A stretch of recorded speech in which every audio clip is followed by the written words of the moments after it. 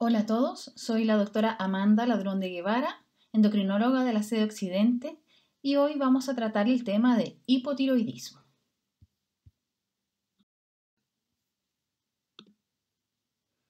La glándula tiroides es el primer órgano endocrino que aparece durante el desarrollo fetal. En la adultez pesa entre 15 a 20 gramos. Es bastante irrigada, de 4 a 6 ml minuto, incluso mucho más que el riñón, 13 ml minutos. Hay que considerar que cuando esta glándula está enferma y presenta un ácido Graves que constituye un hipertiroidismo, aumento de la producción de hormonas tiroideas, la glándula puede llegar a pasar 1 litro minuto. Eso es cuando ya en esta enfermedad aparece el frémito y el soplo. Para funcionar en condiciones óptimas, requiere una ingesta de yodo de 150 a 300 microgramos diarios. Y con menos de 50 microgramos día se puede desarrollar un hipotiroidismo por deficiencia de yodo. Consideremos que 5 gramos de sal contienen 95 microgramos de yodo. Una porción de arándanos tiene 400 microgramos de yodo y algunas algas tienen hasta 2000 microgramos de yodo por cucharada. La glándula tiroides capta el yodo plasmático para formar T4 en un 75% y T3 en un 25%. Esta última, la T3, es la hormona activa. Veamos en este esquema la formación de las hormonas tiroides. Tenemos hacia nuestro lado izquierdo de este esquema, ¿no es cierto?, la captación de yodo, que se encuentra mediada por el transportador sodio-yodo que nosotros denominamos NIS, ahí en redondo. La salida de yodo de la célula está mediada por el transportador al otro extremo de pendrina, que se localiza entonces en la zona apical. Es necesario generar una oxidación de yodo en la superficie apical de la célula y esto lo hace la peroxidasa o tiroperoxidasa que nosotros resumimos con las siglas TPO, y con ella, con peróxido de oxígeno, oxidan el yoduro para poder ser utilizado. Luego en el punto 4 ocurre la iodación de la tiroglobulina que nosotros nombramos como TG. El átomo de yodo se añade a residuos de tirosilo de la tiroglobulina con la ayuda de la TPO, formando yodotirosinas hormonalmente inactivas aún, que es MIT y DIT. Esto se conoce como el proceso de organificación.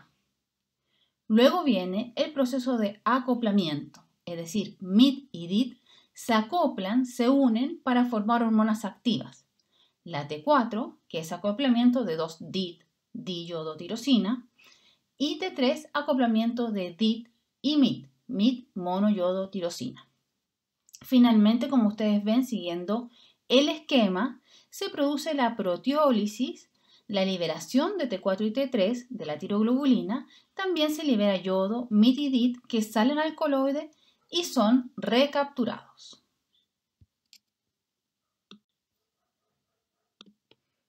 Continuando con la fisiología, la T4 se convierte en T3 fundamentalmente en la periferia por unas enzimas que se llaman deyodasas o deyodinasas.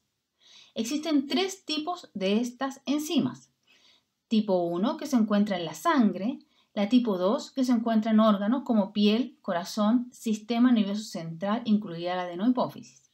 Y la tipo 3 que es la que reversa el proceso porque transforma T4 a T3 reversa, que es metabólicamente inactiva. Por otro lado, el transporte de T4 y T3 es 99% unido a proteínas, 75% unido a TBG, que es la proteína transportadora o globulina transportadora de tiroxinas, el 20% a TTR, el resto está unido a albúmina. Solo 0,05% de T4 total corresponde a la fracción libre y 0,5% de la T3 total a la T3 libre. ¿Qué es lo importante que tienen que retener en este tema? Es que cambios de nivel de la TBG, que es la globulina transportadora o proteína transportadora principal, modifican notablemente los valores de las hormonas tiroideas totales. Es importante entonces que revisemos los factores que alteran la proteína transportadora o globulina transportadora de tiroxinas. Tenemos factores que aumentan la TBG, por lo tanto aumentarán la unión a proteína y disminuirán la fracción libre o activa, los que disminuyen la TBG, que harán el efecto contrario, y los que inhiben la unión, que también aumentarán la fracción libre. Dentro del aumento de TBG tenemos hereditario, embarazo, neonatos, mitotane, hepatitis, porfiria, heroína o metadona y estrógenos o moduladores selectivos de los receptores de estrógenos, algunos con acciones agonistas y otros antagonistas estrogénicos, pero a pesar de eso, por ejemplo el tamoxifeno, que es un antagonista, van a estimular la producción de TBG como los estrógenos. Importantes en este grupo recordar el embarazo, que aumenta la TBG por lo mismo, por la estimulación estrogénica, los estrógenos y sus análogos, dentro de otros factores importantes. De los que disminuyen la TBG está el hereditario, andrógenos, anabólicos, glucocorticoides, enfermedades graves, falla hepática, ácido nicotínico y síndrome nefrótico. Importante recordar andrógenos y glucocorticoides, son todos importantes, pero estos no olvidarlos. Y por último, el grupo de inhibición de la unión, que son salicilatos, furosimidas, ácidos grasos libres, fenitoína, carbamazepina, heparina y AINES en forma transitoria. Acá podemos ver el eje tirotropo. Tenemos la TRH, la hormona liberadora de tirotropina y también estimula la prolactina, que se encuentra en el hipotálamo, que va a ir a estimular a la adenohipófisis para la producción de TSH, la hormona tiroestimulante, que va a ir al tirocito, ¿no es cierto? Y se va a unir a su receptor de TSH y por vía proteína G va a estimular la producción de T3 y de T4. Estas van a ir a las células blanco de todo nuestro organismo y a nivel nuclear van a promover ciertas acciones. Entonces, la hormona tiroidea a nivel celular se une a los núcleos de todas las células del organismo y permite la codificación de más de 600 genes. Y es por eso que los síntomas son tan diversos cuando hay afección tiroidea. Sabemos que T4 tiene una vida media de 7 días y T3 tiene una vida media de un solo día. Vamos a ver ahora las afecciones del hipotiroidismo según la localización. Llamamos un hipotiroidismo primario cuando la glándula tiroidea es la que está afectada. Si está afectada la glándula tiroidea, T3 y T4 no van a poder hacer su feedback negativo, ¿no es cierto?, hacia TRH y TSH y por lo tanto vamos a tener una TSH elevada y una T4 libre baja. Esos serían los exámenes que encontraríamos en ese paciente. Cuando la afección es hipofisiaria o hipotalámica, nosotros llamamos esto secundario o central. Y por lo tanto, no solamente vamos a tener una T4 libre baja por falta de estimulación, sino que también vamos a tener una TSH baja o lo que nosotros llamamos inapropiadamente normal, es decir, una TSH en rango normal bajo tal vez, pero con una T4 baja no debiera ser, ya que eso debería aumentar la producción de TSH en condiciones normales. Por eso se llama inapropiadamente normal. Bueno, vámonos a la definición. El hipotiroidismo se define como una incapacidad de la glándula de tiroides para producir suficiente hormona tiroidea y satisfacer las demandas metabólicas. La prevalencia en general es de 2 a 4,6% de la población general. En Chile se ha descrito una prevalencia de 4,8% en población sana. En mujeres, ese sí, la prevalencia es mayor que en hombres y la diferencia es mucho más marcada, desde los 40 años de edad en adelante. En general, el origen es primario, el 95% de los casos. Sabemos entonces que el hipotiroidismo secundario es una alteración hipofisiaria y el terciario se debe a una alteración hipotalámica. En todo caso, estos últimos dos representan solo el 5% de los casos. Aspectos clínicos. El hipotiroidismo no tratado puede contribuir a provocar hipertensión, dislipidemia, infertilidad, deterioro cognitivo y disfunción neuromuscular. La gravedad de estas manifestaciones generalmente refleja el grado de disfunción de la tiroides y el tiempo de desarrollo del hipotiroidismo, aunque sabemos que hay gente mucho más sensible a la falla de hormona tiroidea y otros menos sensibles. Es decir, que existe una sensibilidad individual a la hormona. Los síntomas. Los síntomas de hipotiroidismo pueden variar con la edad y el sexo. Eso es importante.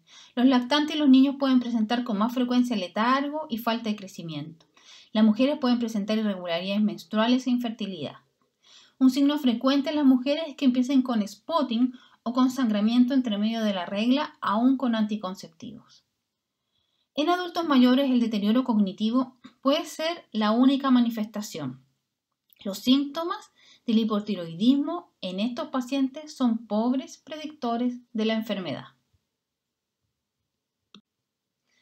Aquí tenemos un resumen de los síntomas. Como pueden ver ustedes, son diversos e inespecíficos: astenia, dinamia, fatiga y debilidad, aumento de peso leve, intolerancia al frío, piel amarillenta y seca, pelo seco y quebradizo, calambres, parestesias, astralgia, síndrome del túnel carpiano, voz ronca, disnea, irregularidad menstrual, y ahí sí sigue la lista.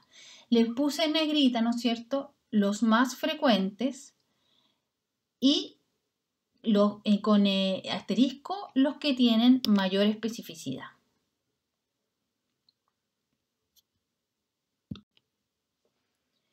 Ahora, hay un tema que es bastante recurrente, sobre todo una pregunta frecuente de pacientes: la relación entre el hipotiroidismo y el incremento de peso. Vamos repasando los aspectos fisiopatológicos. Es verdad que en el hipotiroidismo disminuye el gasto energético basal, pero ocurren mínimos cambios en la ingesta. En general, el paciente hipotiroideo no tiene un aumento del apetito. El déficit de la hormona tiroidea o T4 aumenta la leptina, que es una hormona anorexígena. Leptina viene de lepto, flaco, es una hormona que quita el apetito. Y entonces estos pacientes pueden tender a no tener mucho apetito. Con la reposición de T4 y T3, la leptina disminuye y ahí se aumenta el apetito. También existe un aumento en el agua corporal, como lo vamos a ver con más detalle más adelante.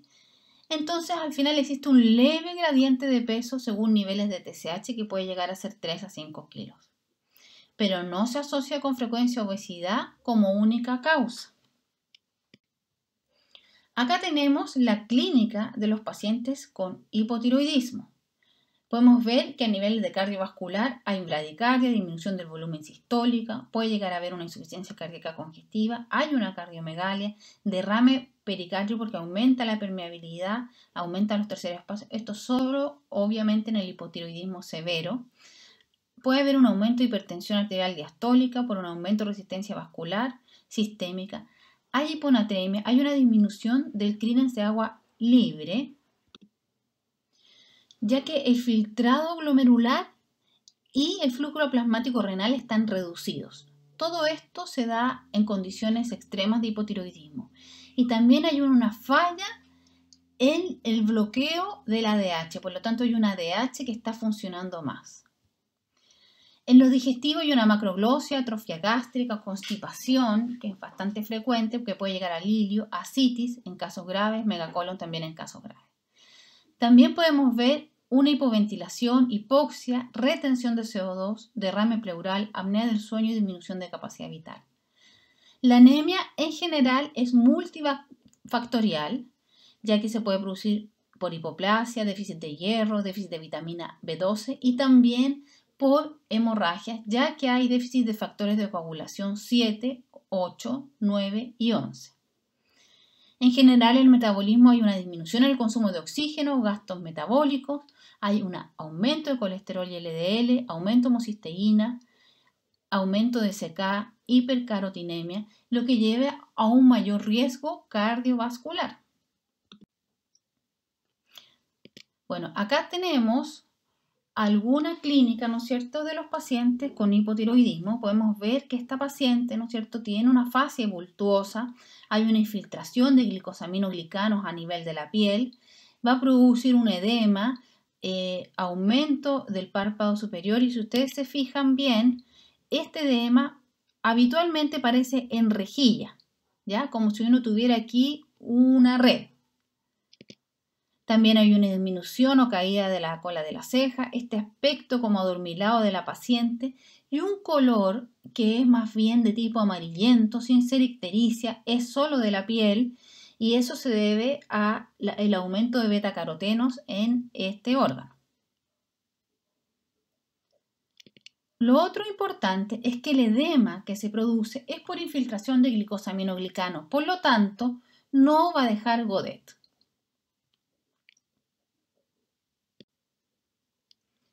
Bueno, ahora vamos a revisar la clínica en el adulto mayor. Acá tenemos una paciente, adulto mayor. Fíjense el color de la piel, que es amarillenta. Fíjense el pelo, que es un pelo ralo, un pelo seco. Fíjense en el edema que tiene palpebral. Y entonces nos encontramos con una paciente que tiene un hipotiroidismo bastante avanzado.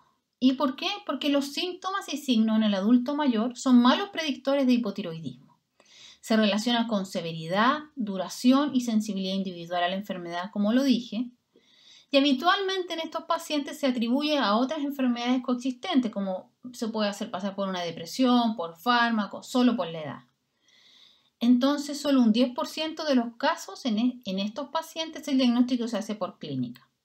Los síntomas más frecuentes que hay que estar alerta son fatiga, constipación, intolerancia al frío, rigidez muscular y articular, enlentecimiento físico y mental, mayor sensibilidad a hipotónicos, sedantes y analgésicos.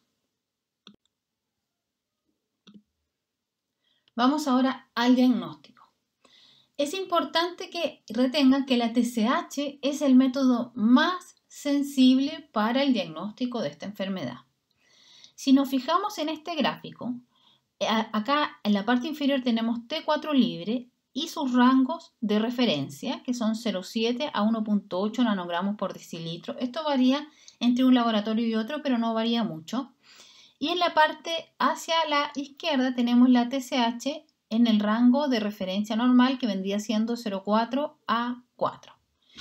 Y podemos ver que pequeños cambios en la T4 libre generan grandes cambios en la TSH.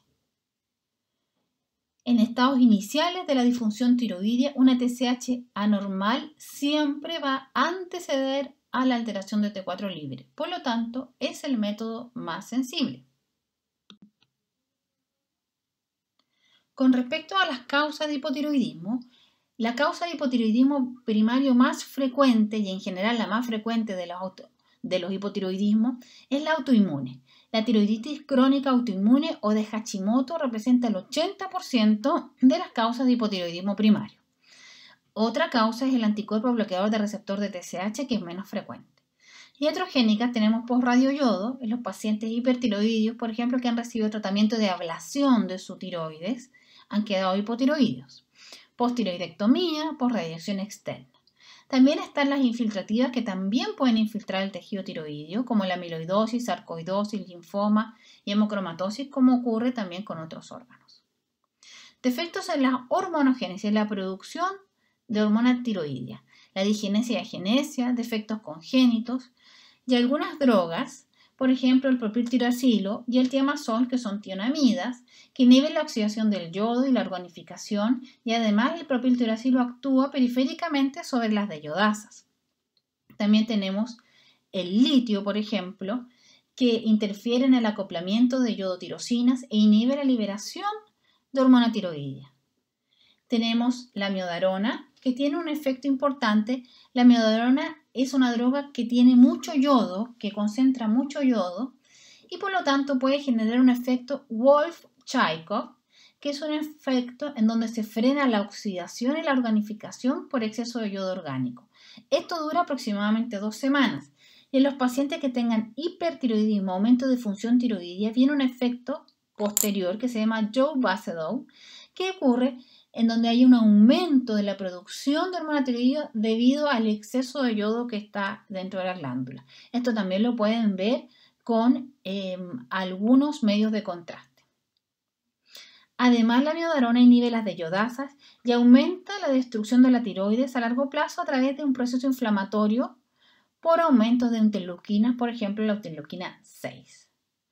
El interferón alfa y la interleuquina 2 baja la expresión de iodasas a nivel hepático y por lo tanto baja la T3 activa. También se van a encontrar en la práctica clínica con los inhibidores de la tirosinquinasa. Actualmente constituyen el tratamiento de primera o segunda línea de algunos tumores sólidos y hematológicos. Varios estudios han demostrado que los ITK son capaces de conducir a alteraciones tiroideas entre un 30 y hasta un 80% de los pacientes tratados. Los mecanismos propuestos para este desarrollo del hipotiroidismo son atrofia tiroidea inducida por el fármaco de forma directa, o sea, por citotoxicidad frente a autoinmunidad, o inhibiendo su vascularización. Y así se produce una depresión progresiva de las reservas tiroideas e inhibición de la captación de yodo. Otros fármacos que también van a ver en tratamientos, sobre todo oncológicos, son los anticuerpos monoclonales, que van a producir hipo o hipertiroidismo incluso mediados por respuesta inmune. Otra posibilidad es el exceso o déficit de yodo, como lo vamos a ver más adelante. Y con respecto al hipotiroidismo central, se puede alterar la hipófisis ya sea por destrucción autoinmune, tumores o traumas, donde había un déficit de TSH, y por las mismas causas en el hipotálamo. Vamos a hablar entonces de la causa más frecuente de hipotiroidismo, que es la tiroiditis linfocítica o tiroiditis autoinmune de Hashimoto. Como les dije, la causa más frecuente y afecta principalmente a mujeres de edad media y de edad avanzada, 10-1 o 20-1. Es un trastorno autoinmune con una infiltración linfocítica difusa. Se caracteriza por una depresión de células epiteliales tiroideas que son reemplazadas por células mononucleares y por fibrosis. Es importante siempre tener alta sospecha de otras enfermedades, ya que coexiste con otras. Puede existir vitiligo, anemia perniciosa, diabetes tipo 1, enfermedad de Addison, insuficiencia ovárica prematura, incidencia aumentada en personas con síndrome de Down o síndrome de Turner.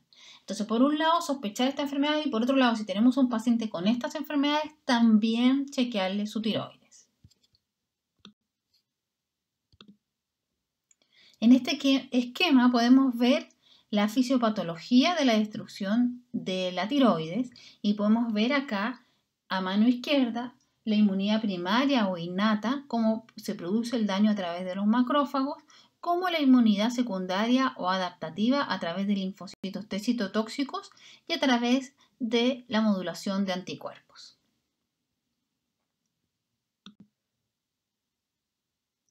En esta tabla podemos ver la prevalencia de anticuerpos antitiroideos general.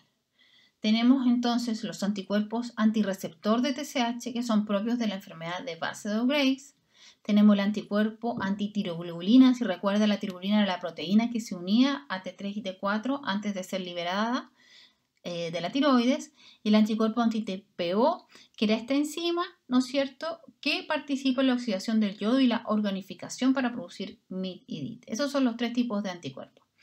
Y podemos ver que la población general no tiene anticuerpo antirreceptor de TSH o TRAb, como lo van a escuchar mencionado, pero sí tiene una pequeña cantidad de anticuerpos antitiroideos propios de la tiroiditis autoinmune, que son el antitiroglobulina y el anti-TPO. La enfermedad de base de Graves tiene todo tipo de anticuerpos y nuestra tiroiditis autoinmune de Hashimoto, que es la tercera acá en la línea, tiene principalmente anticuerpo tiroglobulina y anticuerpo TPO, pero puede tener un pequeño porcentaje de TRAb.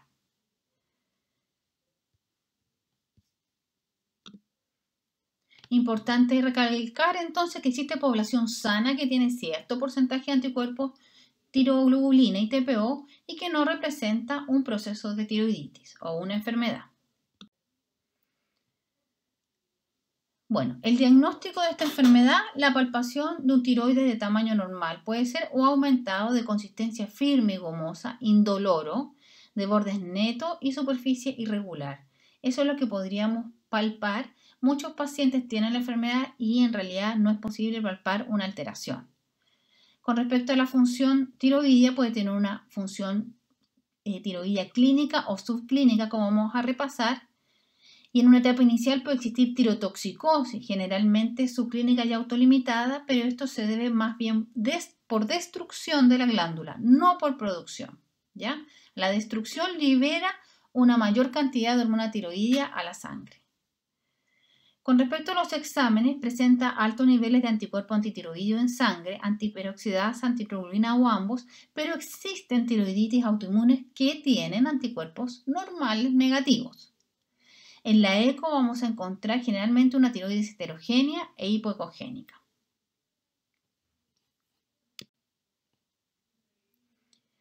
Con respecto al hipotiroidismo congénito, cambiamos de enfermedad ahora. La prevalencia es 1 en 4.000 o 1 en 3.500 recién nacidos. 3 o 4 veces más común que la fenilcetonuria y por eso existe la pesquisa precoz, es decir, la medición de TSH o T4 en sangre de talón en la primera semana de vida antes de que el recién nacido se vaya a su casa después de la mujer haber parido. Las causas son agenesia, tejido tiroideo ectópico, hipoplasia o dishormonogénesis.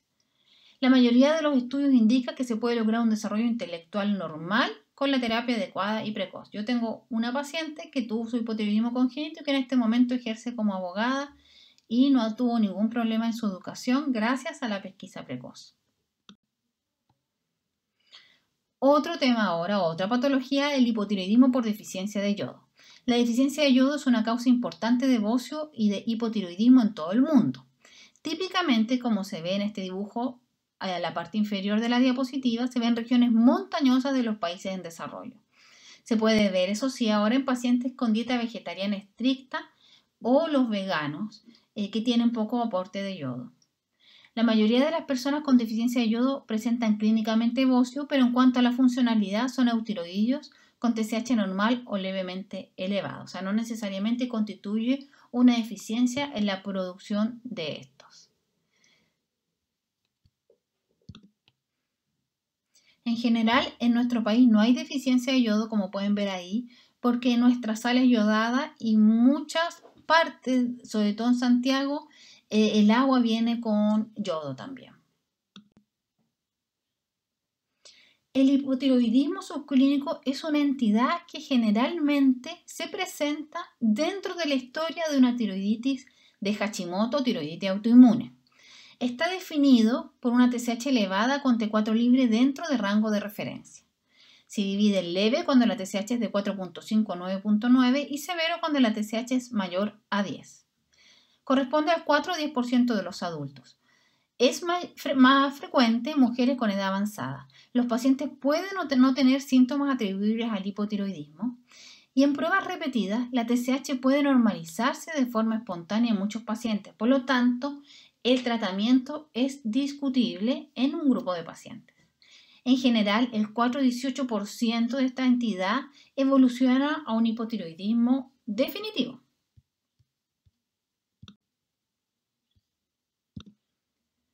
Revisemos qué paciente con hipotiroidismo subclínico tiene más riesgo de progresar a un hipotiroidismo. Como dije recién, el hipotiroidismo subclínico puede ser una transición a un hipotiroidismo clínico en pacientes con enfermedad autoinmune. Este es un estudio de Wickham, es un estudio de seguimiento que evaluó la patología tiroidea en una comunidad de Estados Unidos por más de 20 años. Y aquí se demostró que los pacientes con hipotiroidismo con TSH sobre 10, anticuerpos TPO positivo, edad avanzada o sexo femenino se asociaban a mayor riesgo de hipotiroidismo. Luego veremos las indicaciones de tratamiento en este grupo de pacientes con hipotiroidismo subclínico.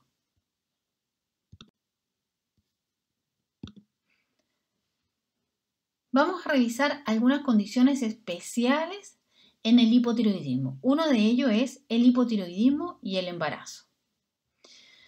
Se asocian numerosas complicaciones del hipotiroidismo en el embarazo: aborto espontáneo, preeclampsia, mortinato, parto prematuro y hemorragia posparto. La hormona tiroidea materna es crucial para el desarrollo cerebral del feto y posterior desarrollo neuropsicointelectual del niño. El periodo crítico es entre el primer y segundo trimestre, porque en general la tiroides fetal comienza a funcionar a las 10 a 12 semanas de gestación. Previo a eso, el desarrollo neurológico de este niño está comandado por la hormona tiroidea materna. Por lo tanto, si la paciente tiene un déficit en esto, va a haber algunos problemas potenciales.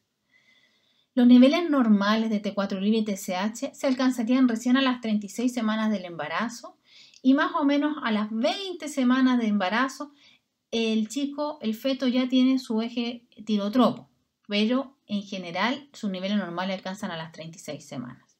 Entonces existen algunos estudios un tanto controvertidos que muestran la relación entre un coeficiente intelectual bajo en el niño y los antecedentes de madre hipotiroidea.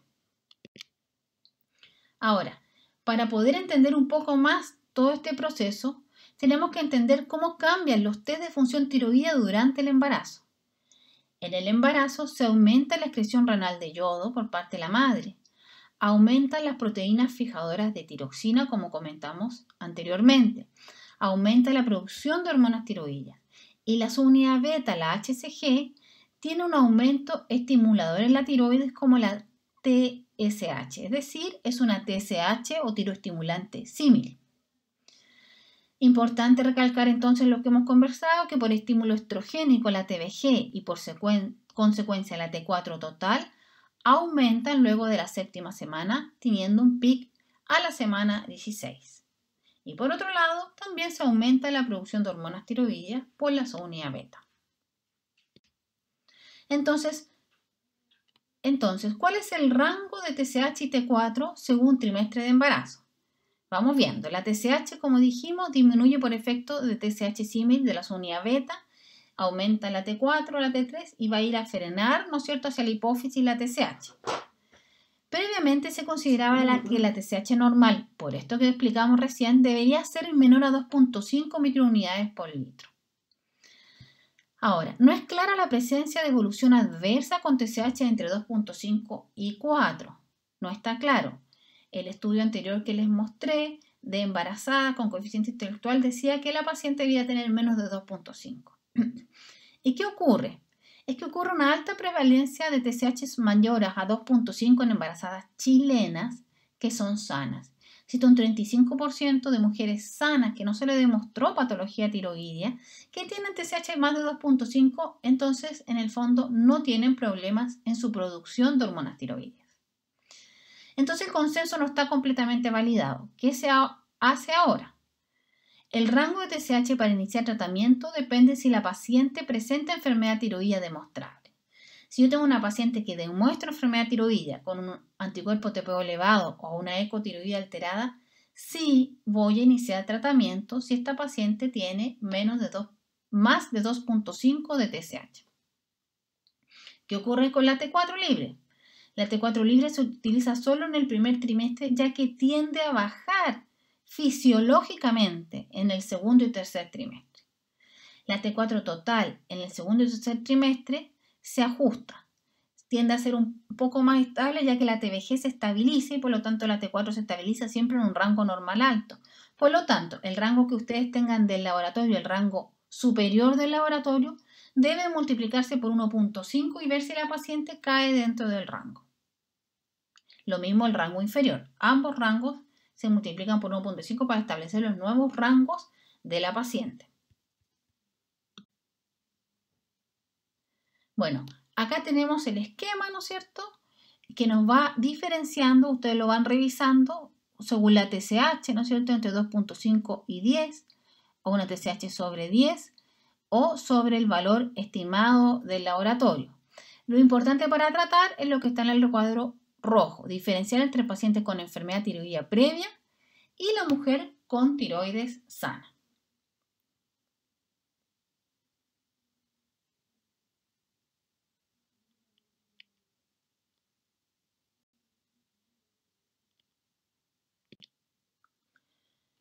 Bueno, también hay grupos de sospecha. El hipotiroidismo primario debe sospecharse en este grupo de pacientes. Tenemos pacientes como síndrome de Down, ¿no es cierto?, pacientes mayores de 65 años con sospecha o depresión o trastornos cognitivos, como hemos revisado, embarazadas, hay que hacer una TSH, infertilidad también, hipercolesterolemia, hay que pensar que uno de los rasgos que indica tratamiento de hipertiroidismo subclínico sería que tuviera una dislipidemia asociada dependiente del hipotiroidismo.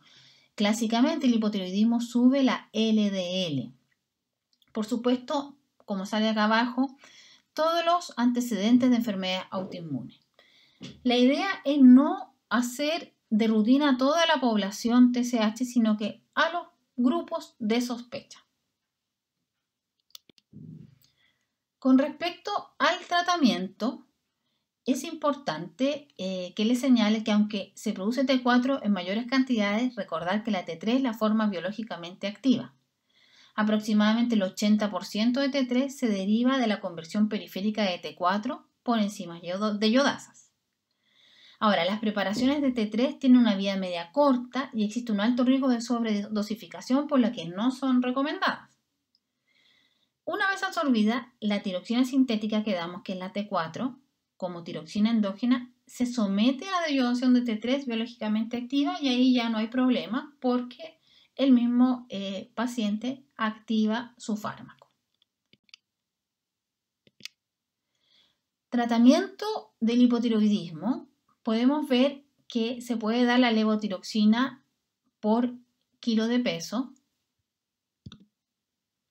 1,5 microgramos por kilo por día. La administración, la hormona tiroidea se toma por la mañana, siempre 30 minutos antes de comer. Los suplementos de calcio, hierro, inhibidores de la bomba de protones no deben tomarse dentro de las 4 horas de haber tomado levotiroxina, ya que estos suplementos pueden disminuir la absorción de la hormona tiroidea. Eso es muy importante. Y usar dosis progresiva en el adulto mayor, no iniciar con dosis elevadas inmediatamente, como vamos a revisar. La monitorización. La medición de TSH es a las 6 semanas de inicio de terapia o cambio de dosis. No pueden hacerlo más precozmente porque la TSH se estabiliza recién a la 6ª semana. Los pacientes jóvenes o edad media, lo ideal es tenerlos entre 0,5 y 2,5 de TSH. En cambio, los adultos mayores, de 70 años sobre todo, entre 3 a 6 el nivel de TSH, ¿ya? Los síntomas pueden comenzar a resolverse después de 2 o 3 semanas, antes que se estabilice incluso la TSH. Las concentraciones de TSH a un rango normal se logran después de por lo menos 6 semanas, como les repetí. Ahora, ¿qué hacemos con respecto al hipotiroidismo subclínico? ¿Quiénes son los que van a tratamiento? Pacientes con TSH sobre 10, o sea, un hipotiroidismo subclínico severo. TSH sobre 10, T4 todavía normal, T4 libre. Cuando tengan anticuerpos TPO y TSH elevada, sabemos que ese paciente va a progresar al hipotiroidismo y si no tenemos cómo controlarlo en forma frecuente, también está indicado. Los pacientes con síntomas sugerentes de hipotiroidismo y niveles de TSH no tan altos. Como es muy individual la sensibilidad, digamos, a la hormona tiroidea, hay pacientes que son muy sintomáticos teniendo rango de TSH no tan elevado o pacientes que tienen una dislipidemia o que tienen una comorbilidad que lo hace sentir más sintomático. Pacientes en tratamiento por infertilidad, todos deben ser tratados. El tratamiento del hipotiroidismo subclínico no es recomendable en pacientes mayores de 75 años, ya que hay mayor riesgo cardiovascular. Entonces vamos a tomar este último punto para repasar este grupo de pacientes, que también es un grupo especial. Tratamiento del hipotiroidismo en pacientes con edad avanzada y pacientes con cardiopatía coronaria. La hormona tiroidea sabemos que aumenta la frecuencia cardíaca y la contractilidad, y por lo tanto aumenta la demanda de oxígeno del miocardio. La dosis inicial generalmente es de 25 microgramos o 50 microgramos, una dosis pequeña. Y hay que ir aumentando débilmente, tenuemente, el dosis de 25 microgramos cada 3 o 4 semanas hasta que alcance un nivel de TSH esperado. Como ustedes saben, el nivel de objetivo de estos pacientes de edad avanzada es a 3 a 6 miliunidades por ml. Bueno, este es el esquema que sale en las guías, ¿no es cierto?, de hipotiroidismo, nuestras guías que están disponibles en internet para que las repasen y podemos ahí ir discriminando o discerniendo sobre el tipo de paciente que estamos tratando según la edad, según las alteraciones de la TSH y según los grupos especiales. Es un resumen para que ustedes lo vean con calma. En las guías también se propone otro tipo de tratamiento que es según el nivel de TSH. Con TSH elevada, menor de 10, iniciar con 25 o 50 microgramos día, salvo, ojo, en el adulto de mayor de 75 años, 10 a 20 TSH, 50 a 100 y mayor a 20, entre 1 y 1.6 microgramos por kilo día según edad. Importante recalcar que embarazadas en tratamiento de reemplazo previamente, debe aumentarse la dosis en un 30-50% debido a los aumentos de requerimiento de esta etapa. Es decir, la paciente que ya estaba en tratamiento con levotiroxina, ¿no es cierto?, y se queda embarazada. Y eso sí, este grupo sí se controla al mes. Los niveles de alcanzar, porque sabemos que esa paciente tenía un deterioro previo de la función tiroidea, es menos de 2,5 en el primer trimestre y menos de 3 en el segundo y tercer trimestre. Bueno, ¿a quiénes vamos a derivar al especialista? Al adulto mayor de 75 años, a la embarazada, que es una derivación rápida, ¿no es cierto? Menores de 15 años, antecedentes de cáncer tiroideo, cardiopatía coronaria, insuficiencia cardíaca, porque son pacientes que debe verse muy específicamente su tratamiento. Mantención de TSH elevada, pese a terapia adecuada en 2 controles, sospecha clínica o de laboratorio de hipotiroidismo severo, nódulo palpable, bocio persistente, uso de amiodarona o litio y sospecha de hipotiroidismo secundario.